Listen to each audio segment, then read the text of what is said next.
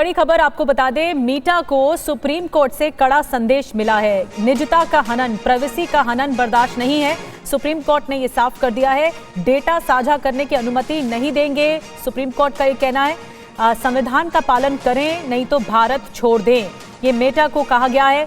इसके अलावा व्हाट्सएप की गोपनीयता नीति उपयोगकर्ताओं को गुमराह करने के लिए बहुत चालाकी से बनाई गई है। व्हाट्सएप को लेकर सवाल पूछे गए सुप्रीम कोर्ट की ओर से।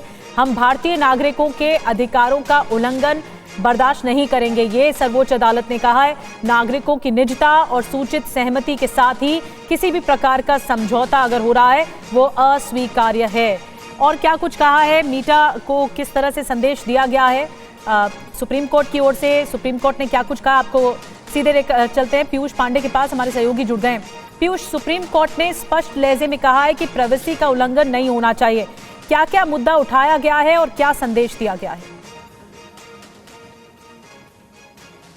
देखिए निधि, यहाँ पर जो सीसीआई का ऑर्डर था, जो जुर्माना लगाया गया था मेटा पर और व्हाट्सएप पर, उसके खिलाफ मेटा और व्हाट्सएप ने यहाँ पर अपील फाइल की थी। और उस अपील पर सुनवाई करते हुए सबसे पहले सीजीआई ने इस कदर नाराज़गी जताई कि ये तक कह दिया कि अगर आप हमारे संविधान का पालन नहीं कर सकते तो आप भारत छोड़ दें। और सुप्रीम कोर्ट ने साफ तौर पर मेटा से कहा है कि आप एक हलफनामा दाखिल करें, उस हलफनामे में स्पष्ट करें कि आप जो डेटा है वो ब्रीच नहीं करते हैं, आप साझा नहीं करते हैं।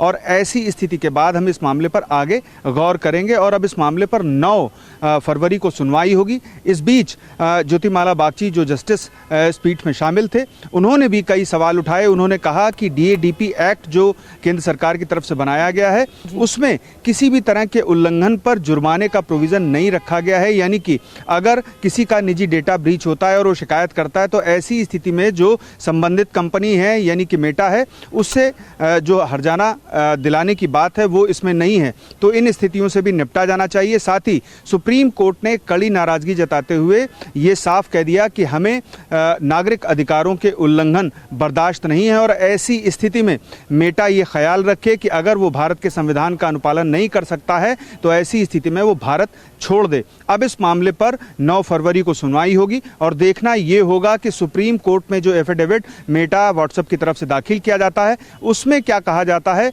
और अहम बात ये भी होगी कि अगला रुख सुप्रीम कोर्ट का इस मामले पर क्या रहता है। जी निधि, बहुत बहुत शुक्रिया आपका पीयूष, ये जानकारी देने के लिए। अब देखना होगा कि सुप्रीम कोर्ट का अगला रुख मीटा को लेकर क्या कुछ रहता है। बहरहाल सख्त संदेश अपनी टिप्पणी में दे दिया गया है सुप्रीम कोर्ट की ओर से।